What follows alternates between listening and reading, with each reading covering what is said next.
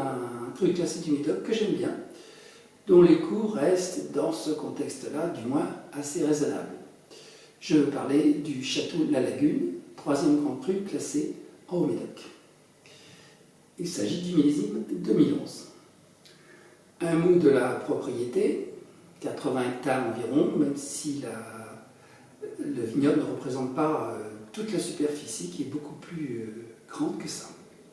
C'est un très joli château, plutôt une chartreuse d'ailleurs, ce qui est vraiment magnifique. J'ai eu la chance de visiter ça dans les années 80, à l'époque où Jean-Michel Dusselier était propriétaire, ainsi que des champagnes Ayala. L'encépagement, 60% de Cabernet Sauvignon, 30% de Merlot et 10% de Petit Verdot, ce qui est assez élevé pour la région. Cépage qui retrouve une nouvelle jeunesse avec le réchauffement climatique. L'histoire récente de la Lagune, c'est naturellement le rachat par la famille Fray à la fin des années 90. Et à partir de 2004-2005, c'est Caroline Fray qui va diriger le château La Lagune.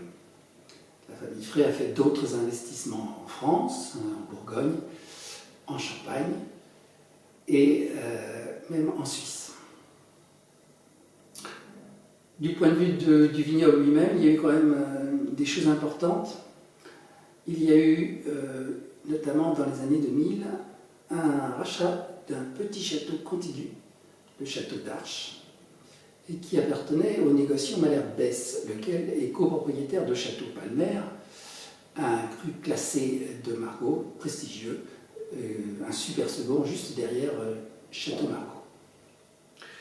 Caroline Fray s'est engagée dans une démarche vers le bio au fil des années, qui a été concrétisée en 2016 puisqu'elle a obtenu la certification. Mais elle ne s'arrête pas là. Elle va obtenir la certification biodynamie l'an prochain, en 2021.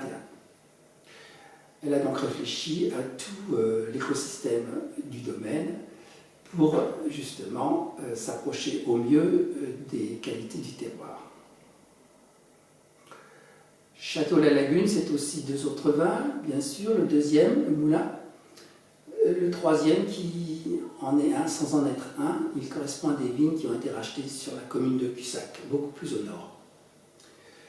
Le rachat de ce petit domaine dont je vous parlais, qui appartenait au négociant Malherbe-Besse, c'est le château d'Arches, 9 hectares de vieilles vignes.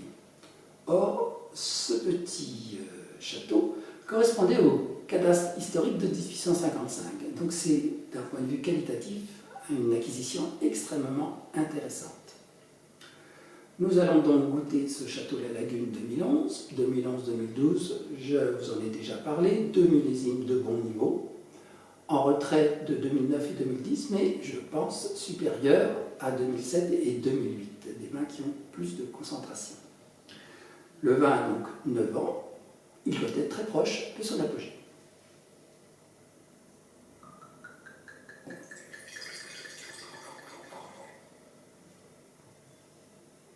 La robe est tuilée, le nez est absolument explosif.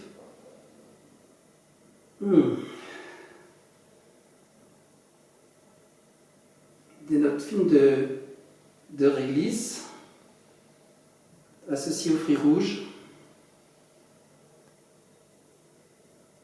On oscille entre framboise et cassis. Des notes florales.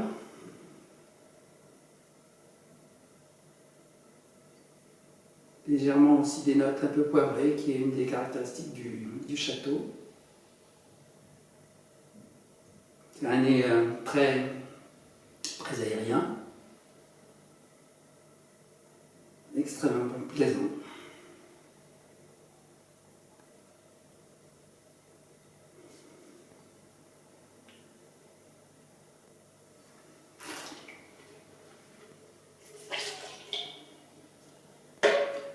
Beaucoup de finesse, une concentration moyenne et des tanins souples, solides, ce qui veut dire que le vin n'a pas peut-être encore dit son dernier mot. C'est un cru classé qui est vraiment raisonnable en termes de cours.